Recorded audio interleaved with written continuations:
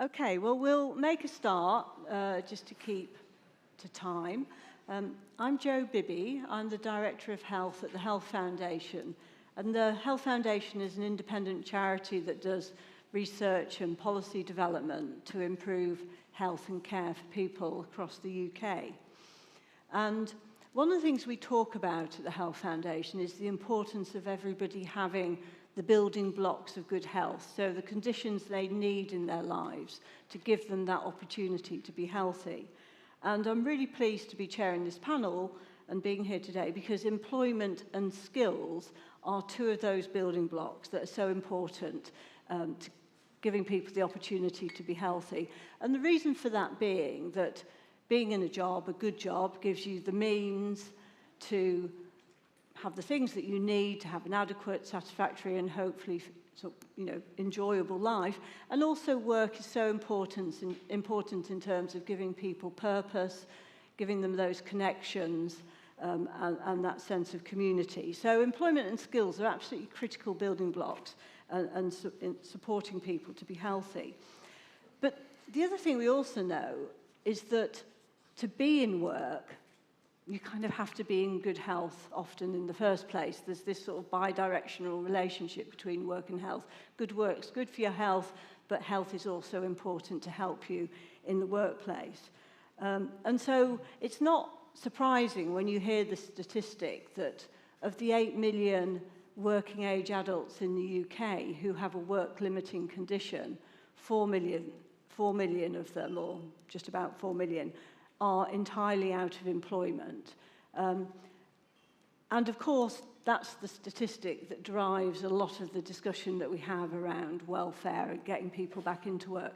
But I think the other statistic that's really important, and people talk about less, is that actually there are 4 million people with a work-limiting condition who are in work. And so that does show us that actually with the right support in the right circumstances, being in poor health doesn't have to be a barrier to being in work, but we know at the moment too often it is. And there's an estimated 300,000 people who are leaving work every year because of health reasons, and often going back at a later date, but leaving jobs that perhaps with the right support they could stay in. So for those reasons, the Health Foundation, we ran a commission for a year and a half. We published this report earlier in the year, which was all around this challenge of how do we better support people with poor health, stay in work, get into work and stay in work for longer. Of course, one of the things we're very conscious of is that an organisation like us can sit and set out a whole stream of recommendations, and if you're an employer in the room, you might read them and think, here's just another thing that I'm being asked to do, and is that realistic? So I'm really pleased that this panel, what we have here is an opportunity to explore this whole question about the interface between employee needs and what's reasonable for employers to do, and how we navigate some of those inevitable tensions that come up when we're thinking about that relationship. What we're going to do is we're going to go through the panel. Everyone will have 3 minutes or so just to share some of their reflections on the questions that are being posed, and then we will have an opportunity for questions from the floor. So as we're going through, please do think about what we'd like to follow up in terms of questions. But we're going to start with Katia Baser-Rosen, who is going to talk to us about several things, but first of all about Make Work Pay and the policy she's responsible for. Thanks so much, and great to be here today.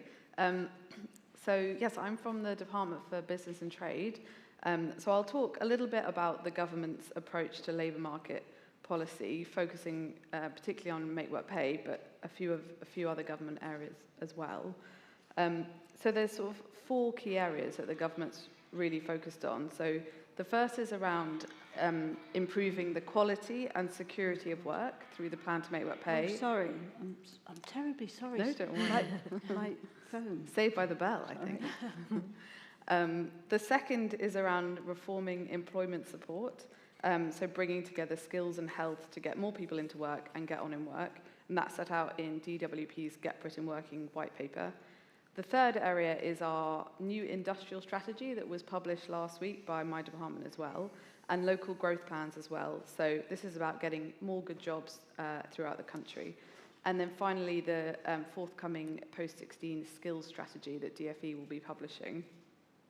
So kind of going through each of these in turn. So the plan to make work pay is really around making sure that employment rights are fit for the modern economy, empower working people, and contribute to economic growth. The plans set out by the government before they were elected to office will represent the biggest upgrade in employment rights for a generation. The main focus has been so far the Employment Rights Bill, which was introduced to Parliament on the 10th of October. It's currently in the House of Lords.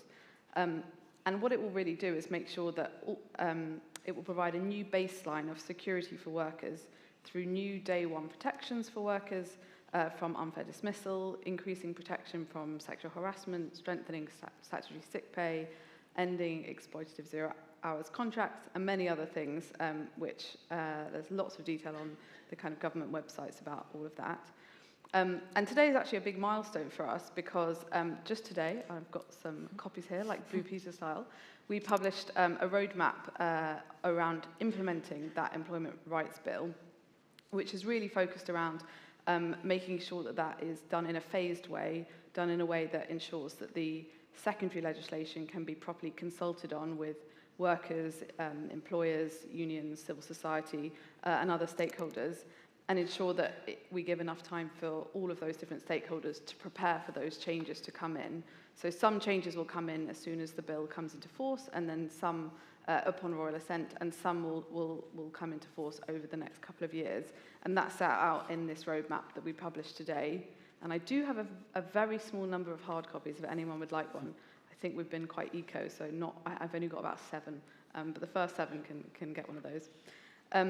The other area I wanted just to highlight was the government's changes around the national minimum wage and making sure that that takes account of the cost of living for the first time. The new national living wage announced in April this year should give around 3 million workers a pay rise. So that's really a very positive story, we hope. And then finally, I'll just briefly touch on the couple of other areas I mentioned. So we have a Get Britain Working white paper that was launched by DWP, which complements the government's long-term ambition to reach 80% employment. And that has kind of 3 main areas. So this is a new Jobs and Career Service, which is going to bring together Job Centre Plus with the National Career Service in England, helping more people into work and get on in work, with an enhanced focus on kind of skills and careers. A new youth guarantee for all 18 to 21-year-olds in England, and that's really around trying to kind of combat the rising NEET rates that we're seeing. And then funding for trailblazers and support for local Get Britain Working plans. And then finally, I wanted to mention the industrial strategy, which we published on Monday last week. So that's a 10-year plan focused on kickstarting an era of economic prosperity. It's central to the government's plan for change. And it's really around targeting our investment into 8 growth-driving sectors and technologies and creating new opportunities in areas like digital, engineering, and defence, so that British workers can upskill and fill vacancies, as well as supporting businesses to scale up. And it's crucially important for this session because there's also a big focus on skills within that, so making sure that people at all stages of their life can learn in the high-growth sectors. And it includes an investment for an extra £1.2 billion a year by 28-29 within that. So I'll pause there. Great. Okay, well, thank you for that, Katia. So I'm now going to hand over to Kate Nichols, who's the CEO of UK Hospitality. Thank you, Jo. And I've just got 4 key points that I wanted to pick up, really picking up on some of the narrative that you've got in your programme about this session, where we're talking about moving on industrial relations from employer versus worker. So I wanted to pick up, looking at it from a hospitality perspective, about diversity in employment, flexibility in employment, how we get people working and keep them working, and then how we make work pay. And I'll round back off with the sort of reference to, are we moving on from employer versus worker to something that's more productive, and how we might do that. The reason I think I've been asked to come to talk to you today is that the UK hospitality sector is a very big and diverse sector. It's not one of the industrial sectors, it's one of the foundational economy sectors that we've got. It employs 3.5 million people throughout the UK. These are jobs for everybody, everywhere, at every skill level, and for those particularly who have no experience coming in, that is often the first taste of work or a first return to work for those people who are entering the jobs market for the first time, returning, or are reskilling up. And these are jobs at every skill level throughout. 1.5 million in our supply chain as well. So we are the third largest private sector employer, and together with retail, make up about 10 million people in the workforce. And those two sectors are not included in the industrial strategy. In fact, 80% of employment is not included in the industrial strategy areas. So it's really important that we look at those sectors too. We always describe hospitality as being diverse by nature, inclusive by choice and design. Because we have such a large volume of employment, we are one of the sectors that disproportionately provides socially productive growth and provides a good span of jobs, as I say, for every age and every skill level. 57% of our workforce is female, 65% is under 24. We skew disproportionately on race, gender, disability, employment characteristics. We over-index, and we particularly over-index on neurodiversity. And over 85% of our managers, and that's the site-level manager, do not have a degree, do not have higher-level qualifications, do not have further education qualifications. So we are the most socially mobile, socially productive sector of the economy when it comes to recruiting people through and providing those good quality opportunities. And I think that is important to remember when we look at moving on, because as you can see from some of the language that describes jobs in my sector in the programme, there can be a tendency to think that these are lower quality, lower opportunity, don't provide a good flexible job security. But the flexibility we provide, we're a 24/7 industry, so we have to provide flexible, responsive employment patterns. We have to look after our people. They are the engine of our business. 60% of our operating costs go on funding and supporting our teams. That's just in PAYE costs. That's before you get into skills and development. We require flexibility from employers to make life-work balance work for our employees. So this idea that you've got sometimes that comes through in the language around flexible working, that somehow flexible working or 0 hours contracts are not a choice by employees but are imposed upon them by employers, couldn't be further from the truth in our sector. And one of the points I would just raise, we've done some surveys around this with our workers who work flexibly with us. 90% choose to have a 0 hours contract, partly because it means they can say no to the hours that are offered to them or the contract terms or the shifts. And that's really important when you think about people who are coming in long-term sick, disabled, returners to work, those having caring responsibilities at both ends of the generational gap. They need, or students, they need to be able to take work when they want it, scale up or scale down. So it's not unusual for us to have somebody who'll come and do 40 hours a week for us for the summer holiday period and then scale it right back down. And when we look over the course of the 30 years I've worked in hospitality, if we talk about job security as part of that, when I first started, 25% of our employment was in temporary, casual, short-term contracts. We're now moving towards less than 8% because people have the choice to be on a longer-term contract. Just to finish and pick up on a couple of other points, we see access to work and good quality pathways to work as being a social imperative. You're right, healthy people need to have work. Work helps people to be healthy. We did a big survey of our young workforce to ask them about how happy they were, what employers were doing for their mental health and well-being in particular. Through one of our licensed trade charities, we found that workers in the hospitality sector were happier and more content and felt that they had a better work-life balance, or life-work balance as we always refer it to, than other comparable industrial sectors. What they cited was inclusion, a lack of avoiding social isolation, being part of a team, having flexible working that meant they could fit other things around it, but working with friends and having that camaraderie. So that's really important, and we want to invest in that and make sure we can continue to deliver that. And that's why I think we need to make sure that first and foremost, before we talk about making work pay, we have to make sure that employers can afford to keep people in employment and offer them those good quality pathways to employment. The changes in the NIC threshold have made employment and supported pathways much more expensive, much more challenging in sectors like hospitality that rely on part-time workers. And we need to make sure when we're talking about how we can move people from welfare into work, that we don't lose sight of the costs of doing that before we have the employment opportunities provided. The final point I would just say, if we're moving away from an employee-employer perspective, one of the things that characterises hospitality is a very low level of engagement at the lowest possible level within a site between manager, line manager and the staff working for them. We need to make sure that we don't turn the clock back on good employment relations through codifying some of those areas around employment rights, that we don't throw the baby out with the bathwater, but we allow people to be able to have those conversations and to structure that in a productive way, and then we don't end up with greater moves towards employment tribunals. And that probably allows me to segue into ACAS and say, you know, good employment relations means that both sides listen to each other. Flexibility goes both ways. And there is a balance between the rights and needs of the employee and the rights and needs of the employer. And mediation, arbitration, conciliation helps us to deliver that. Great. Well, that's a perfect introduction to Kirsty Watt, who is the Director of Strategy and External Affairs at ACAS. Thank you very much. Really good to be here with you. Gosh, that is just the message I want to start a conversation on.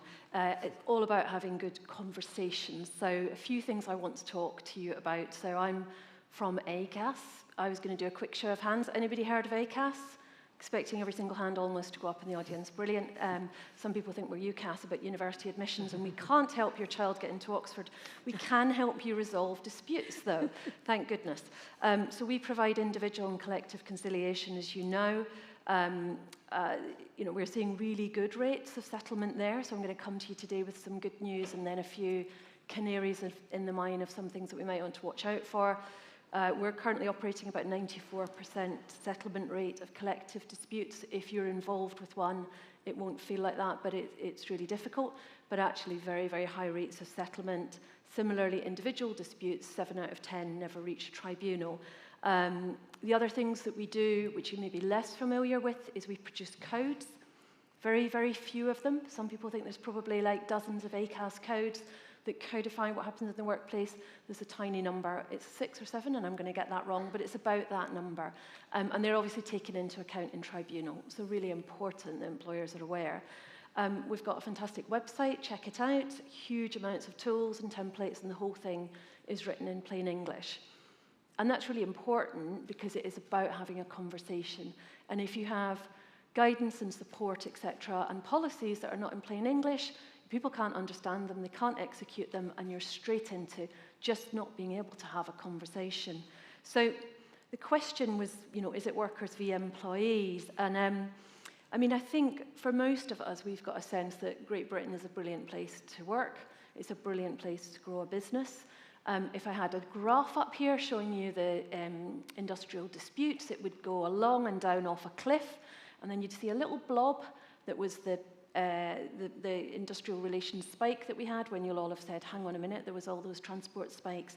It's a tiny spike in this historic trend. We are in an almost unprecedented age of very, very few industrial disputes. So there's the good news. And let's not forget that, because actually it's really easy to catastrophize. And the world of employment relations and HR, there's plenty of opportunity to catastrophize what is happening. You are dealing with all sorts of difficult things every day. The bad news I'm going to bring to you is that individual disputes are up. So we've been trending 11% up, and that has just spiked again. So quite difficult to tell why. There's a broader context, we think, going on here of the polarization of society. So it's not necessarily employers v workers, it's you v me versus the person on social media versus all those different forces that are pulling us apart and polarizing our views. And we say that because the numbers of individual disputes are going up, but the numbers of collective disputes are going down, but they're much more tense. The positions are polarized. So we can see some trends there that are quite concerning. They could be related to that polarisation of society. Obviously, some of this is economic. What is putting employer v worker ultimately pay? You know, I need a good wage to look after my family and bring up my family, and the cost of living is going up. That is very, very difficult. It's difficult for an employer to pay. It's difficult for you to manage. The conversation is going to get really tense. There's also issues definitely around mental health and well-being post-COVID. We don't need to look very far. We're all dealing with huge issues of mental health and well-being at work, in society and within families. Everybody will recognise that. And then also the picture looks more tense within certain key sectors. So there was a question about where are we seeing it on sectors. Certainly hotel, retail, hospitality, manufacturing. We're seeing trends and spikes in the numbers of conflicts and disputes. And we sit in an impartial, neutral place between there, so we can see what's happening in either side. If the question is what we do about it, very quickly, I've got a couple of headlines for you. I think the first thing we would say is build employment relations into growth strategy. We've just put a policy discussion paper up called Building That from Organisation to Nation. And what we mean is, if you're growing a small business, you'll be thinking about your product, your premises, your marketing. Have you got a strategy for the growth of staff? Because quite often people don't. And an awful lot of the inquiries that we get through on our helpline are the employers just getting the absolute basics wrong. They just took on extra people. Nobody knows if they've got a contract. Nobody knows if they're line managed. None of you will be in that space, but it is about helping those small businesses get it right from the start, and particularly where they're small businesses that don't have access to HR advice. So number one, build your employment relations into your growth plan. If you're the government, please do that. If you're a statutory body, please do that. And if you're a small, medium-sized enterprise, please do that. The second thing is build conflict capability into your people. You mentioned before, you know, there's always another thing coming down the line. There will always be a new regulation. There'll be a new social trend. There'll be something happening. There'll be a new bit of technology that we're thinking, gosh, that is going to cause disruption in the workplace. If your people are competent at having high-quality conversations, it doesn't matter what that thing is they're having the conversation about. We were just talking about neurodiversity. You know, if they're comfortable and confident having awkward and uncomfortable conversations, which is what things often are, you'll be okay, because people will want to get it right, and they will feel that their employer's on their side. So that's number two. Number three is finding the fast tracks to consensus. So there's some areas where consensus is built really, really fast between a worker and employer. One is flexible working. We see tiny numbers of disputes on that. By tiny, I mean less than 1%. Other areas where there has been consensus, but probably in the news it doesn't read like it, are things like hybrid working. We're actually seeing such tiny numbers of disputes on hybrid working, I'm not sure I can even count them and bring you a percentage figure today. But that's not what it feels like if you've got some difficult conversations to have, and it's not what it feels like from reading the media. But if we look at the big picture, those are the growing historic trends. And if you look at some of the things like the Ipsos Mori trend data, we are becoming a more inclusive society. We see ups, downs, we see peaks, we see things coming from the United States, we see difficult things on the horizon, but generally we're becoming more of an inclusive society. So if we can learn to agree well, if we can have that conflict capability, if we can find the quick wins where we can get consensus and really build on them, I am ACAS. I'm always going to find consensus. You can put me in a room of squabbling cats and I'll probably get them to try and love each other. So sort of closing remarks, I'd say, the onus is on us to make the case for healthy, productive organisations. We need to make the case that they are more productive. We need to make the case that that is what we need in society and in our labour relations landscape. We need to make the case that the things that we're trying to do good to bring people together are the right things to do, and they have an impact on our productivity. So if you can join us with that, you can join our consensus party. Right. Thank you, Kirsty. So we're going to move to Sean Lothian now, who leads policy development for the Mayor of London on his economic fairness programme. Thanks, Joe, and lovely to be with you here today. I guess my first reflection is just from some of the discussions earlier today and how encouraging it is that the concept of good work and better work is now really embedded as a key principle in the way we think about economic growth. And that's apparent in lots of the local growth plans that have been published and emerging industrial strategies. And we're sort of moving away maybe from abstract terms like productivity and inactivity, I hope, towards the tangible things that make a workplace good to be in. The specific programme that my team at the Greater London Authority leads on is called the Mayor's Good Work Standard, and that was launched in 2019 as a voluntary accreditation programme for businesses that sets a definition of good work. And that voluntary element is actually really important, I think, as to why it's effective and successful. First and foremost, the Mayor doesn't have enforcement powers over employers to compel them not to do bad things, but more importantly, it's really vital for the legitimacy of interventions like this that they are co-owned and co-designed by employers themselves, and that's definitely the case with the Good Work Standard. When we were creating it in 2019, we were involving employers, workers, trade unions, lots of policy experts here today. But that's just really important to ensure that what we're telling employers to do or asking them to do is seen to be appropriate and applicable in their workplaces. There's 175 employers signed up to the Good Work Standard. On the one hand, that's quite a modest number in terms of the total number of employers in London, but on the other, they employ over 300,000 people.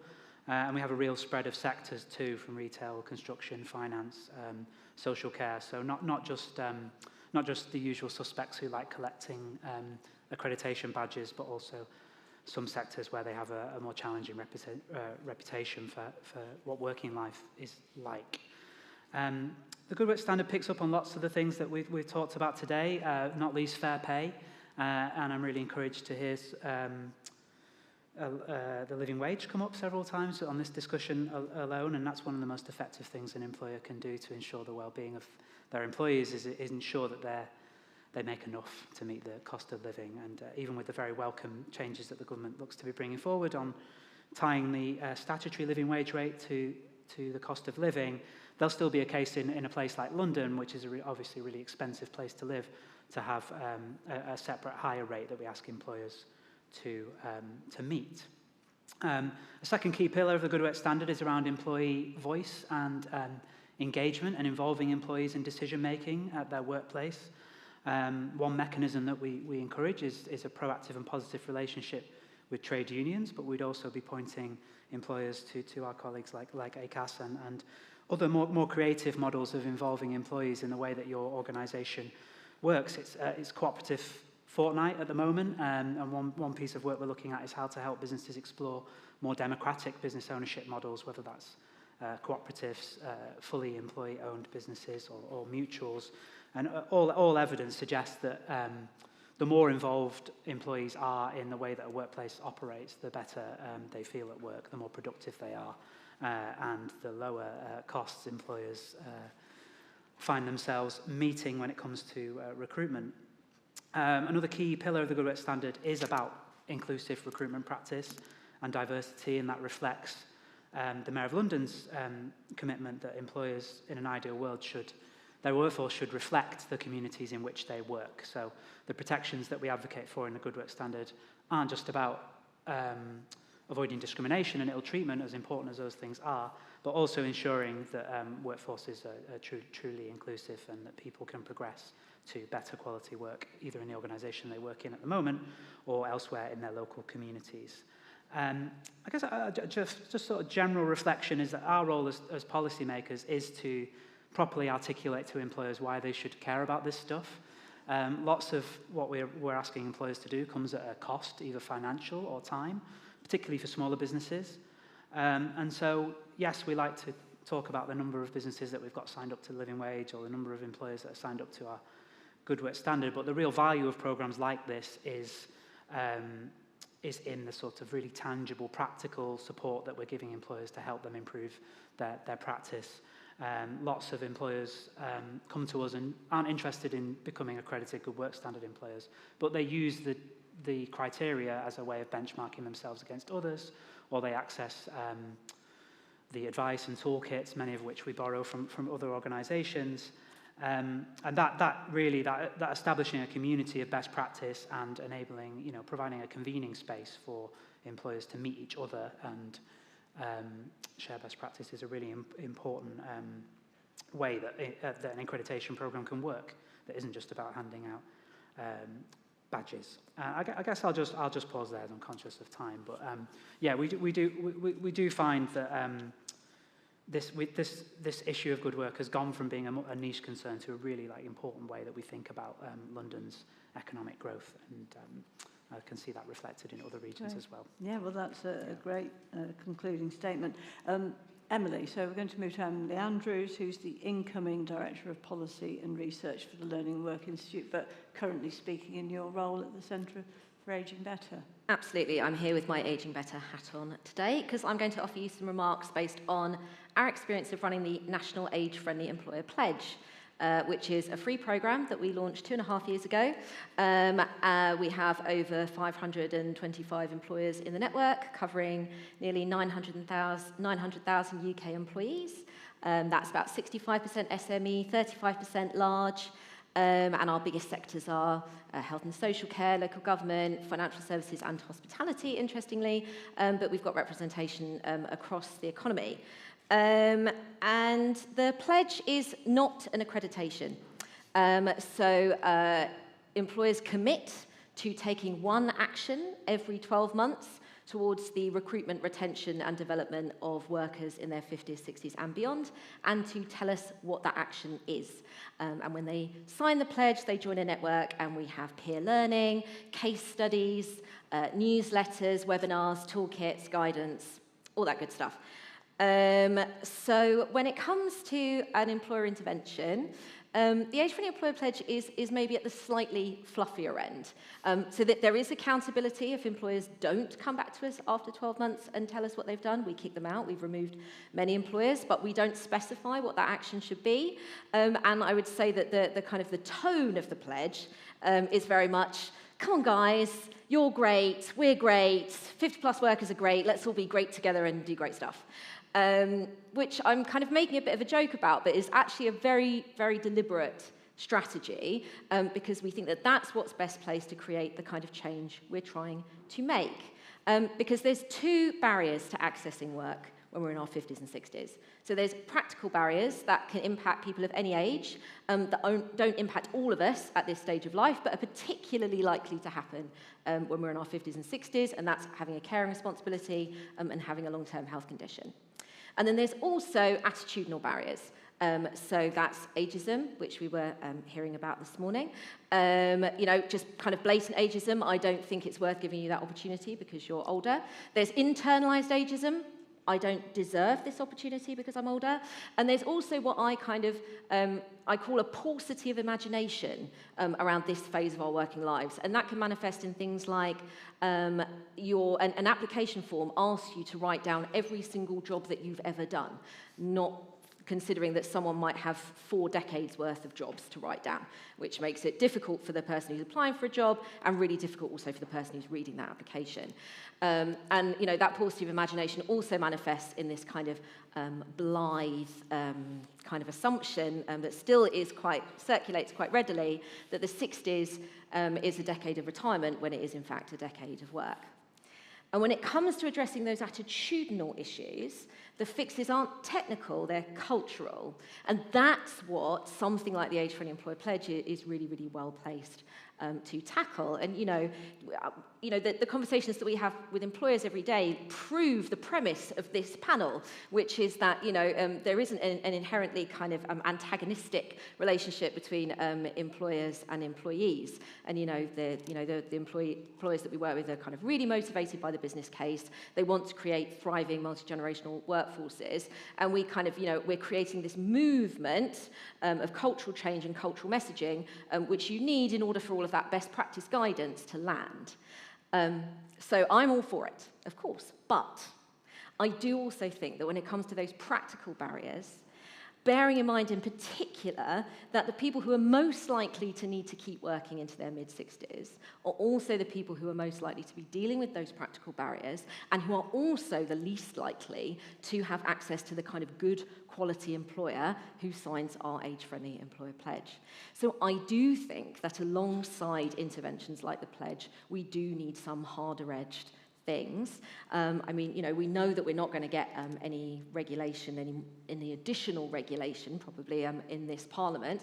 I think over the longer term, and this is a personal view, not the view of my new employer, that something more on carers, rights for carers, will probably be necessary in order to kind of make longer working lives a reality.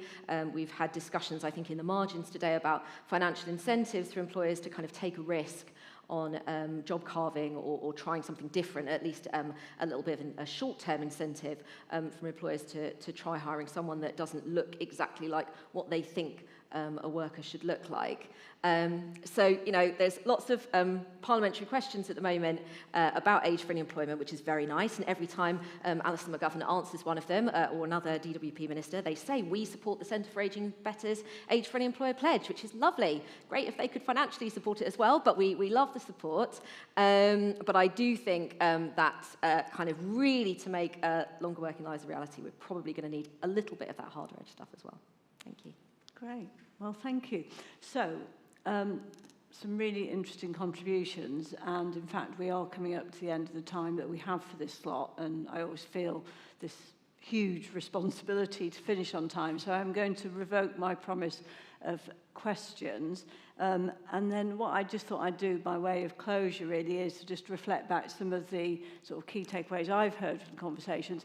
And if I say something that then leads to conflict, breaking out on the panel because I've concluded something you didn't mean, we've got Kirsty to help us resolve that. But I thought some really interesting perspectives and great hearing from sort of different parts of the ecosystem. And I think there's a really important message from what we heard from Katia in terms of the fact that the policy window is open. There's a lot of policies out there at the moment that are all speaking to this employment agenda one way or another, an opportunity still to shape and engage with them. So that feels a very positive place for us to be in at the moment.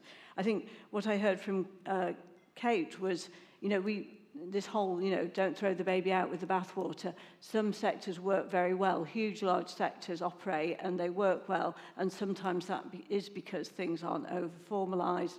And there's something about how do we make sure that we recognise that so much of what makes workplaces work well is the relational aspect, not just the sort of pure sort of regulation aspects. So I think, you know, that sort of human dimension to bear in mind.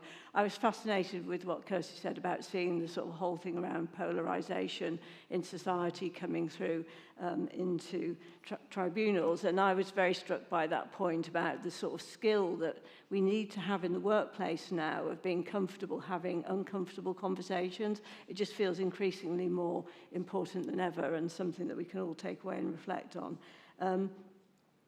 I like the way Sean framed the sort of onus on policymakers as being one of making the case for the kind of requirements and asks that we have of them. You know, inevitably, and we heard finally with Emily that there's going to be, you know, more asks we're going to be making of employers as we have this ageing demographic and more people working longer, later retirement age, working longer with caring and responsibilities and their own health concerns. And that will need changes and it will need more policy in that space.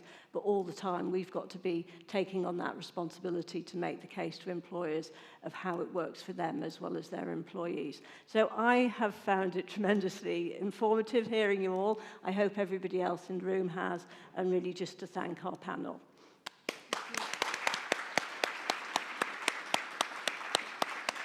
I've got 30 seconds. Thank you, Jo. Thank you, panel. I can release you from the stage. Thank you all. Right, we are on to our last session of the day, and we're going to do something a little bit different. So we're going to do top of the policies. So we've got 4 people who are going to pitch their big idea that they think can help to change the world, or well, transform employment and skills in the UK. Let's not overreach.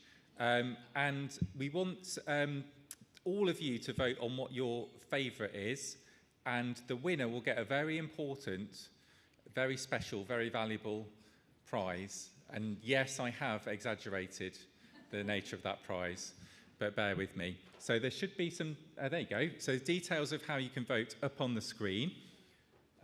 You can go to menti.com and type in that access code, or you can scan that QR code. So you might want to get that website ready, so you're ready to vote. The voting will open once all 4 speakers have made their pitch. And each speaker, has, I think I said, I can't remember now, has got 5 minutes to pitch their idea. A clock will count down and a noise will emerge when their time... I'm not going to make the noise, someone else is going to make a noise when their time's up and they need to cease and desist. So can I ask our pitchers to come up and join us on the stage? So we've got Ben Rowland, who's the Chief Exec of the AELP, Elizabeth Taylor, who's the CEO of URSA, David Pierpoint, who's the Chief Exec of the Retrofit Academy, and Lindsay Sweeney, who's the Managing Director of Communities That Work. Excellent. Thank you all. You've all got your microphones, hopefully, as well. Excellent. Right, so... There you go, yeah. That's, you've been undermined from the start by being given no microphone. So, that's what we're going to do. Hopefully you've all got the website and the access code or the QR code and ready to vote when everybody's done their pitch. So first up, Ben, over to you. I'm going first. Very good. I'll come here. Oh, I like the prizes. You're not meant to look at them. I'm not looking at them. They're very exciting. So I was very taken with the theme of top of the policies. I got the top of the pops thing going in my head, and I thought I'm going to lean into this. I was thinking about NEETs. I think it's an incredibly important issue, and it was one small step from there to go for my policy pitch, which is NEET to the EAT, which if any of you are into the New York late 70s punk scene will recognise immediately as a riff on Blondie's Eat to the Beat, which I think is I'm just looking at it on Wikipedia, a high-energy, punk-infused song, relentless pace, stylistic diversity, the abundance of pleasures that came with their success, the band's raw, rebellious spirit while showcasing their ability to blend various music styles, including pop and new wave. A mixture of vulnerability and attitude seemed to narrate a sense of escape and searching for something missing, all while embracing the chaos of life. I think it is a very human album if you listen to it, and I hope my policy is also a very human one as well. Can I start with a bit of audience participation on this? Can you please think back to the first time you earned money? Have you got that in your head? So if that was babysitting or some other care, maybe caring for a pet or but babysitting or some sort of care role, could you stand up, please? Thank you very much. What about if it was in a bar? No, stay standing, please, sorry. If it was in a bar or a restaurant, that sort of work, could you stand up, please? Very good indeed. What about, like me, it was in a shop, it was in retail, could you stand up, please? Okay, very good. Anyone start on, when I say construction site, helping out, getting paid money though, not just helping Dad with DIY, but actually being on a site and getting paid some money for that. Okay, I think, well, that's probably enough. Can you look around the room and have a look? That's quite a lot of people, right? And I think you've probably done all right. That was probably a pretty good start. You can sit down now. Thank you very much. That was a pretty good start. I want to pitch to you today that we should take those professions, those sectors in which you all started your careers, and make them a centerpiece of getting people who are currently experiencing being neat to get them to being EAT in employment, education or training. And to do that through foundation apprenticeships. I feel a particular role in this. I was part of the conversations in which foundation apprenticeships first emerged. I have to say I'm cheesed off, I think is the polite way of putting it, with the direction in which the government have taken them towards industrial strategy sectors on the basis of industrial strategy snobbery, and away from the sectors where, as you in this room prove, they really work as foundation points for people to launch their careers. What they need to do with Wave 2 of foundation apprenticeships is make them shorter, so up to 6 months, much more about the sector, much less about the occupation, and far more level agnostic. It doesn't really matter whether it's level 0, 1, 2, as long as they are filling that gap which exists for too many young people between leaving their full-time education program, whether that's at school doing GCSEs or A-levels or T-levels or a 16 to 19 study program at college. There is still, for too many young people, too big a gap to those level 2, level 3 apprenticeships. And we should go with the grain of the economy of where those employers who naturally and every day take on young people whom they're taking a bit of a chance on. They don't have any assumption that they're going to be with them for 2 years, let alone 5. They know how to recruit those people. What they don't know how to do necessarily is to give them that extra wraparound support that 17, 18, 19-year-olds today could really benefit from, that comes through something that looks and feels like an apprenticeship but is not called an apprenticeship and does not have the same demands and is certainly a lot shorter than a level 2 or level 3 apprenticeship is. So that's what I would like to pitch to you today. With 975,000 people currently NEET, I don't think what I'm suggesting would suddenly make all of them eat, but I think you could take a good 100, 200,000 of those young people and get them into an experience where they'd be earning, they'd be discovering that they can do things of value, and they'd be getting that sense of what it is that can help to make them fulfilled, and that will also be a launch pad to the next stage of their working life.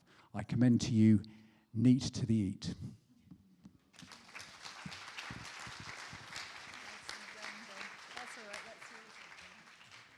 Thank you, Ben. I heard some disappointment over by the AV there that we didn't get to hear the noise at the end, which makes me both concerned and interested in what the noise is going to be. We may find out. But thank you, Ben, for that good use of both Blondie and Wikipedia, which is this is the level we're looking for. So on to our next pitcher. So Elizabeth, over to you. You can use this mic if you want. I think, is that okay? Yeah, whichever you like. Okay. At URSA, we've produced lots of policy recommendations recently, but I'm not going to draw on any of those. I was going for the big idea. And my big idea that I'm pitching to you today is for open access employment support. Because so often, in order to get employment support, you need to hit eligibility criteria.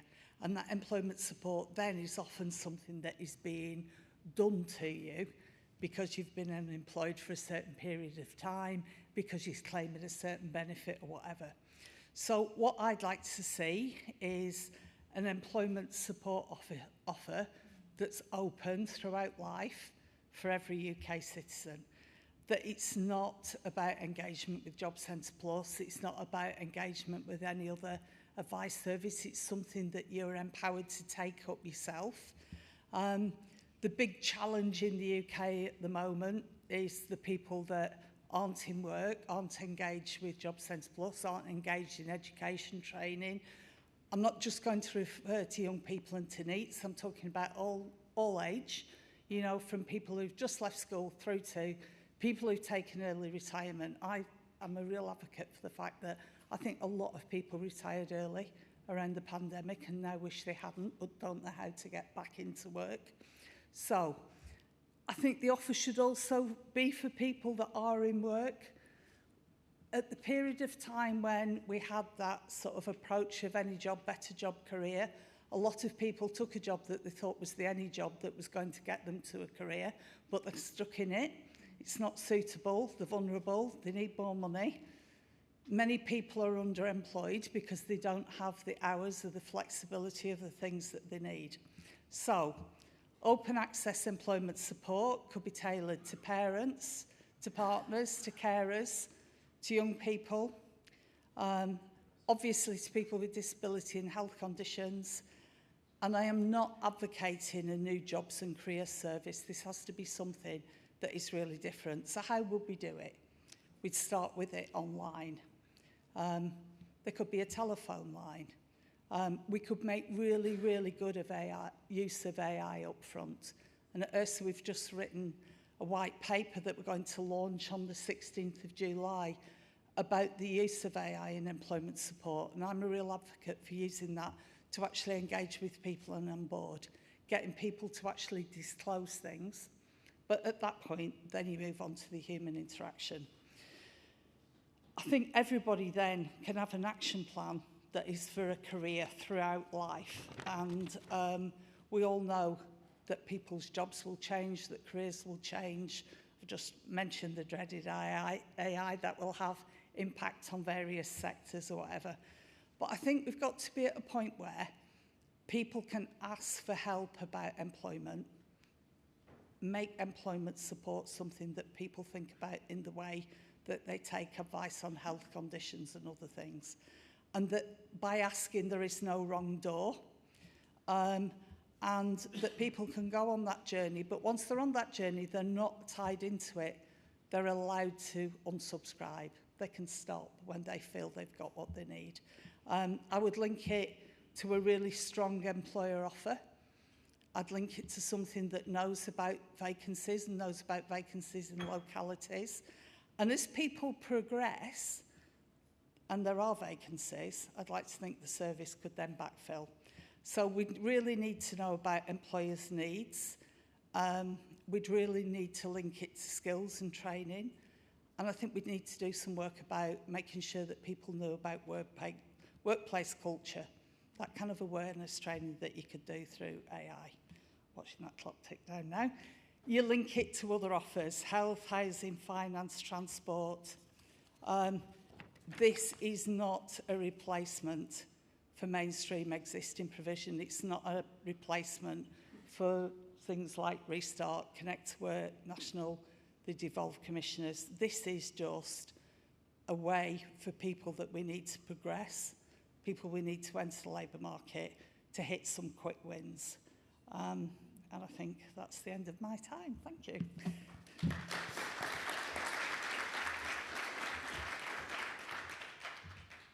You're all being very well behaved. I might have to introduce this countdown at work, actually, for meetings. This is very helpful. To be honest, at some point, if you're all very good, we're just going to press the klaxon anyway. We need to hear the klaxon. Right, next up, David, over to you. You can stay there or you can use the microphone, up to you. I'll stay here. Thank you. Good afternoon, everybody. I'm a turkey, and I'm going to vote for Christmas. I put to you that I've been asked to speak. Obviously, I run an organisation called the Retrofit Academy. We've trained over 9,000 retrofitters since, I don't know when, 2019 or something. We've been at that for a long time. And in recent years, government funding has come into the sector, which helped accelerate that number, for which I'm grateful. Many of our funders from local authorities and combined authorities are here today. But I'd question the extent to which that type of funding has helped improve the quality of training, and also whether it's actually delivered the outcomes in terms of employability and sustained employment that many of you as policymakers would want to see. So when I say I'm a turkey voting for Christmas, I run a training company that relies and has frankly become fairly addicted to that kind of funding. But I'm asking you to stop funding certificates, and I'm asking you to start funding competence. And when it comes to net zero, and in my world that's about decarbonising and retrofitting homes, making homes more energy efficient, that's so important because a poorly trained person can unwittingly make somebody's life a living hell. So it's just as important that those people know what they're doing and are well trained and are competent as it is for a doctor or a nurse or some other person that we consider has a direct impact on the health and well-being of people. We're funding far too many low-grade courses that do not lead to competence. And when I talk about competence, I mean people coming out of training programs who are job-ready. What does that mean? Easy term to use, isn't it? Job-ready means that you're able to undertake a job from day one, that you're given not just the training, but this is the absolutely crucial point, the experience and work experience, and with it the confidence to start practicing what you've learned. Funding doesn't work that way. Funding motivates a training provider to get somebody trained and qualified and certificated as quickly as possible. That puts a huge amount of pressure on not just the training provider and indeed the funder. And it's been fascinating beginning to empathise more with people today on the other side of the fence who have to deal with uncertainty of funding and so on and so forth. But what it doesn't do is motivate training providers to go that extra mile and really put that employability and work experience solution in place. So I think we need to change that. We need things to be less rushed. We need to put the right reward mechanisms in place to motivate training providers and the candidates to train and become competent. We need to support their licensing and accreditation so that we don't put another barrier in the way of somebody who's already invested a significant amount of their own time, which is their livelihood, in upskilling. Again, training funding rarely does that. And we need to stop undermining training providers who are trying to do the right thing, and by which I mean it's an economically not terribly sensible thing for a training provider on an annual financial cycle to continually go that extra mile when there's no financial mechanism to reward it. So we need more sustained funding. It's a theme I've heard many times today, people talking about the need for longer term, more secure funding, and clearly we need more patient, long-term partnerships between funders and providers. Some providers have made a rather bad name for independent training providers in the sector, and we need to find a way of overcoming that. We need to measure and reward those true employment outcomes, so the job readiness of the candidate and the sustainability of the employment that that person enters into. And to put that into some context, if you think about it, a training provider will invest hundreds of thousands of pounds potentially in developing a course and supporting learners through programs, only to then receive a relatively small amount of money, whereas a recruitment consultant may put a CV in front of an employer and receive double that amount. So we need to take a fresh look at what we want from training providers, what funders want from training providers, and there needs to be a closer partnership between those types of organisations to deliver better outcomes for learners. Thank you.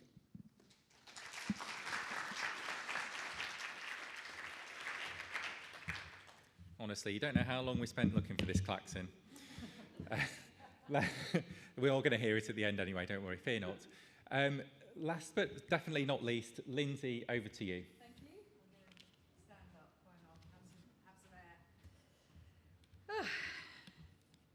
Thanks. It's lovely to be here. I'm the Managing Director of Communities That Work. We're a social housing, employment and skills organisation. We try to link those three things together from the perspective of social housing. So I'm hoping my advantage with my pitch is that my big idea will involve everyone in this room and my fellow candidates, so everyone will be a winner if you vote for me. My disadvantage is that my handwriting is so bad I can't read my own notes, so I'm just going to go from memory and sort of pretend I'm looking at these scrawls. So before I share my idea, I wanted to ask you if these places mean anything to you in terms of a connection between them. And feel free to either stand up or shout out or raise your hand. The places are Basildon, Corby, Bracknell, Harlow. Anyone getting close? Stevenage, hand up, thank you, sir. Hatfield, this one might help. Welwyn Garden City, few hands going up. And the last one, Milton Keynes. Does anyone know what might connect those places? Feel free to shout out. New towns, yes, bravo, well done everyone, you get my vote. They're all new towns, apart from Milton Keynes. This probably goes to show how long it takes things to, how old this country is in terms of what new means. Those new towns came out in the 1940s and 1950s at the absolute latest. We still call them new towns. And Milton Keynes came a little bit later than that, as I'm sure many of you will know. So I hope that maybe some of you enjoy a healthy and happy life in any of those new towns, or know people that come from there and commute into various places around the country. They were built for very clear reasons post-war, and the government, new policy windows, is creating new opportunities. And I think I'm going to take them at their word when they promise us 12 new towns to be announced before the summer recess this year in locations ... You could go to a bookies and place some decent bets on where they are. They had well over 100 very credible applications from authorities to deliver new towns of significant scale, the same size or bigger than many of the new towns that I've listed there. So let's assume this is going to happen within the next 5 to 20 years. My idea really is to genuinely link social housing and employment and skills at the outset of that opportunity, for the first time in any of our lifetimes, a chance to really wire together social housing development build with jobs and life chances for people who may not be first in the queue to get jobs and life chances. I think that you will all have plenty of expertise in what works and what doesn't work in supporting and enabling people into employment. But jobs are a baseline need, and new towns are going to create swathes of new jobs across known and new professions, trades, skills at a range of levels, not all architects and quantity surveyors, but community champions, people at entry level, level 1, level 2, areas in which any number of us, new entrants to the workforce and experienced career changers, could seize a new opportunity and get a job or a new job. So here's a real chance to integrate. New towns are it.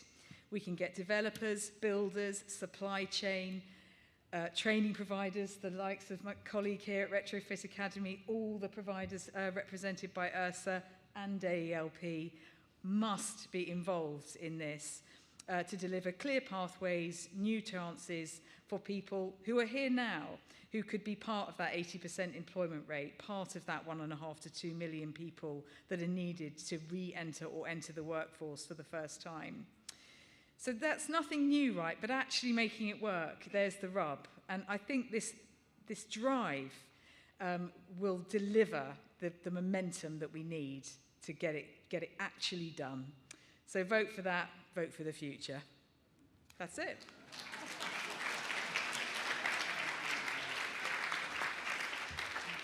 I was very close to that. I cannot tell you the disappointment over here as Lindsay just finished. That's both. So you've co-opted the rest of the panel, everyone in the room, and finished on bang on zero. This is excellent work. I think we need to hear the klaxon anyway, don't we? And that's what happens if I go over my time next as well. Thank you to all of our 4 pitchers. So you've got your ideas now. You've got Ben's starter jobs with training for young people.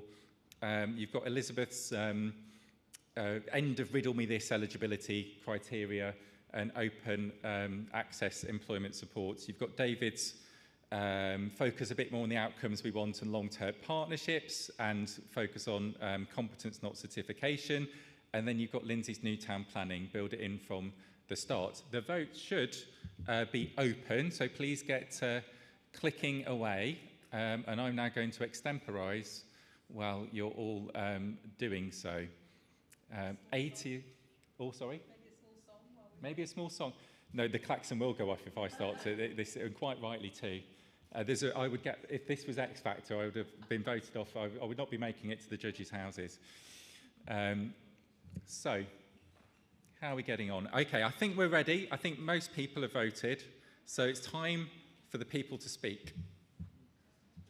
I can't see that.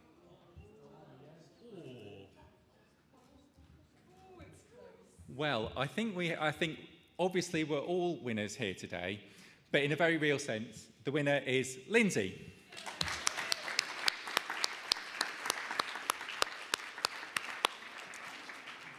Thank you all for voting, and thank you to all of our pitchers for pitching their ideas and entering into the spirit of things. And now's when we find out precisely how much I oversold the prizes earlier. So, Lindsay, first for you, the winner.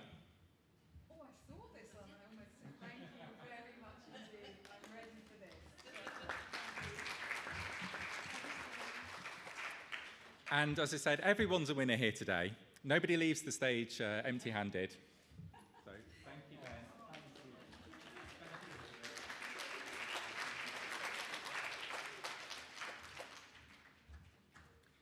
thank you all for voting as well, although, to be honest, I have now run out of chocolate lollipops, so I haven't got any more left. But a huge thank you to our top of the policies presenters there. Now, continuing my tour of light entertainment formats, it's time now for the raffle. And I'm not joking. So if colleagues from the Digital College are here and have got there we go. Again, I'll extemporise while you make your way down.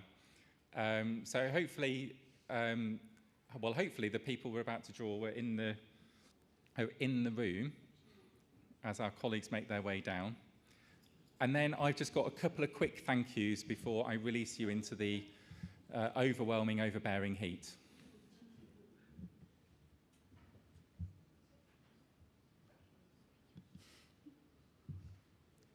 How do you want to do this? Do you want to? Yeah. Oh, I'm nervous.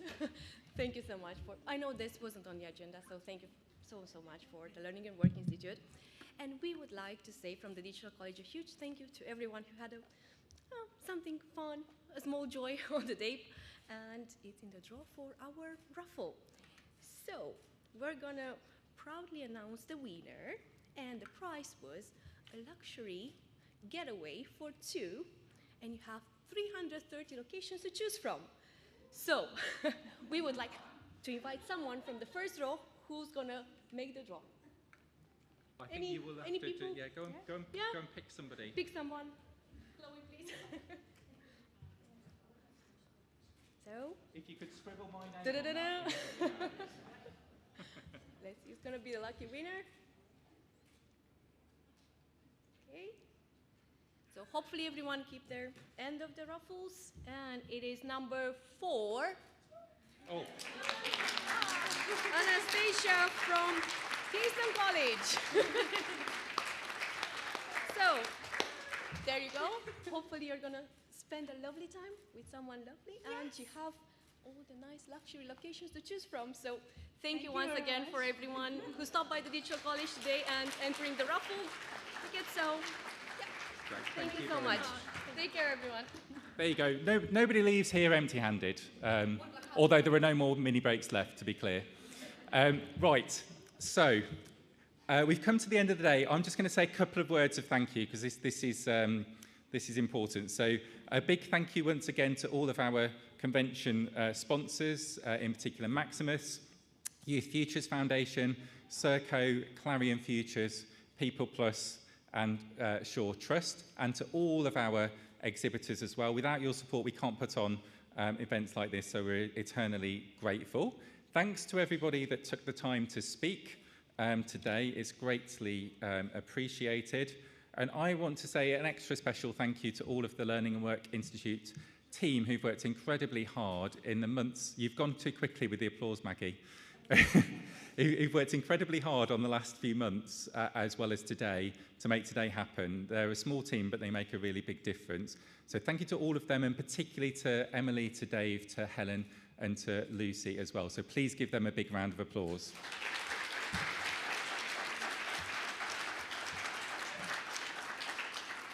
The slides and recordings are going to be on our website, so you can relive the entire day again. So that's your weekend sorted. And please do tell us what you thought about the day. It helps us shape next year's event as well. So a QR code is going to appear on that screen, and we will also email you a link to a short feedback form as well. So please do fill that in.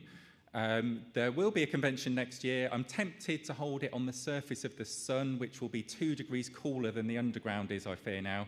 But we'll come back to you in due course about details of that, and we'd love to see you all there.